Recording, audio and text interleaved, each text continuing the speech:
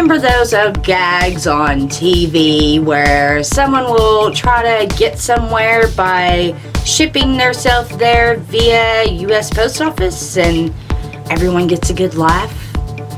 Yeah, well, did you know those were actually inspired by very real events? And at one time, it was even legal. This one's going to be a pretty funny one, so let's just get into it.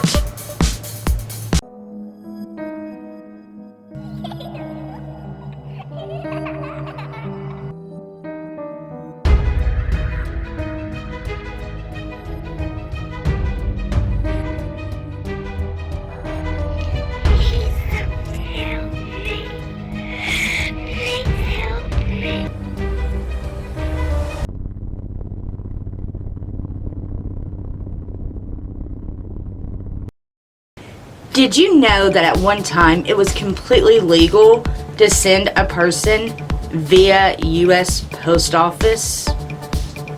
Well, in 1913, the Post Office changed their policies to where they would accept packages that weighed more than 4 pounds.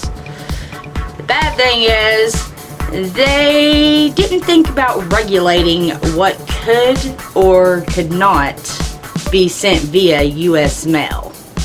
Within the very first month of this rule, it happened for the first time. An Ohio couple paid 15 cents for a stamp along with a $50 insurance policy to send their infant son via postal service about a mile away to his grandmother's house. Now, that's not very far, but can you imagine the look on the postman's face to be handed an infant's baby covered in 15 cents worth of stamps? In another account, 4-year-old Charlotte May was mailed via train from Grangeville, Idaho to her grandmother's home. Though she wasn't just like thrown into a crate and sent along with the regular mail. No, she traveled 73 miles, actually accompanied by her mother's cousin, who actually worked as a clerk for the train mail service. Then little Maud Smith was shipped 40 miles through Kentucky, while the longest trip was made by a 6-year-old girl whose mother lived in Florida. She was actually shipped via train up to Virginia, where her father lived, with 53 cents worth of stamps just all over her.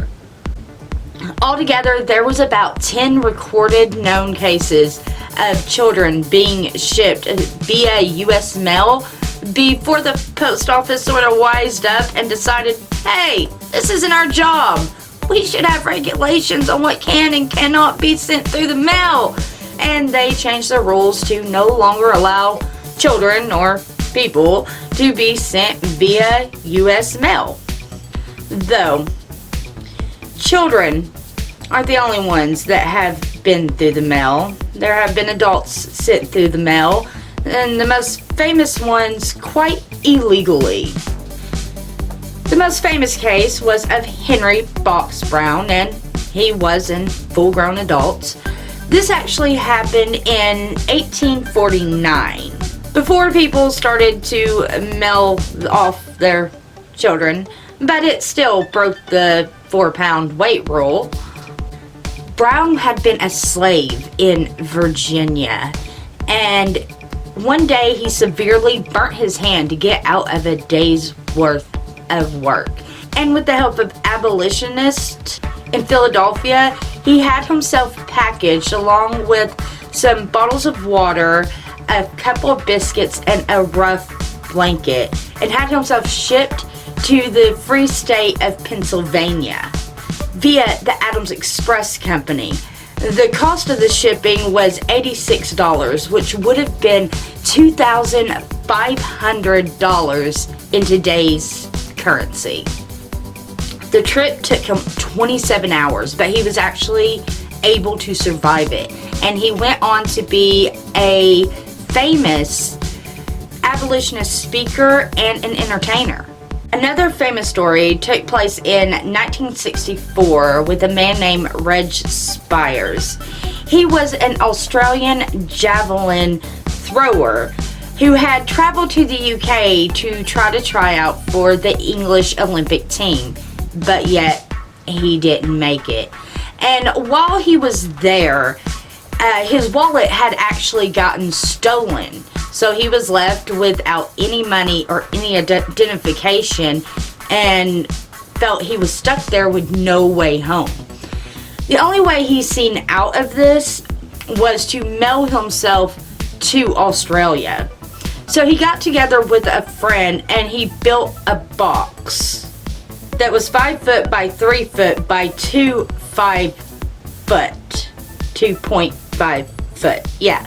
And it was equipped with straps that he could strap himself into to keep himself sturdy within the box, along with some water, some canned food, a pillow, a blanket, and an empty bottle for him to pee in.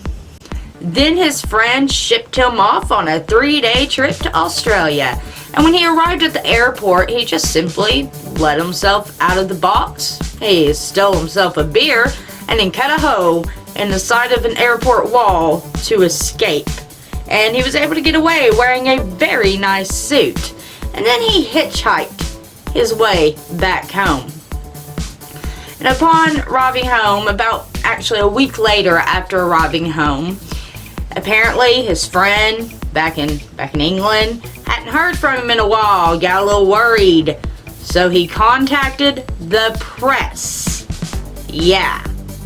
So the press shows up at his house wanting to know about his amazing story of how he got home via U.S. mail, or not U.S. mail, via the mail. And this actually brought the airport so much free publicity that they didn't charge him for his trip to Australia or the hole that he had made in their wall. I found those stories to be very funny and very peculiar, though I also feel the need to say that it is actually very dangerous to try to mail yourself through the mail, mostly due to extreme temperatures, extreme heat, and the sort of technology that handles today's mail packaging. So don't do that. But these were very peculiar stories, so you know I had to talk about it. But I want to know what you think about this peculiar occurrence down below. Have you ever heard these stories before? Is there any stories like this that you know that I didn't mention? Let me know down below. And while you're down there, don't forget to like this video, thumbs it up, and share it out to all your peculiar friends. And if you're new here, hi, how are ya? Hit that subscribe button and become part of my peculiar squad.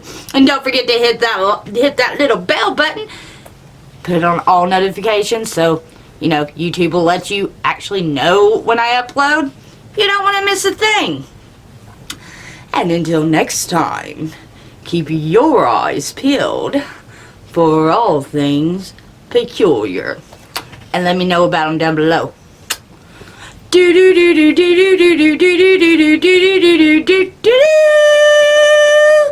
Yeah, that was a fun one. I like that one.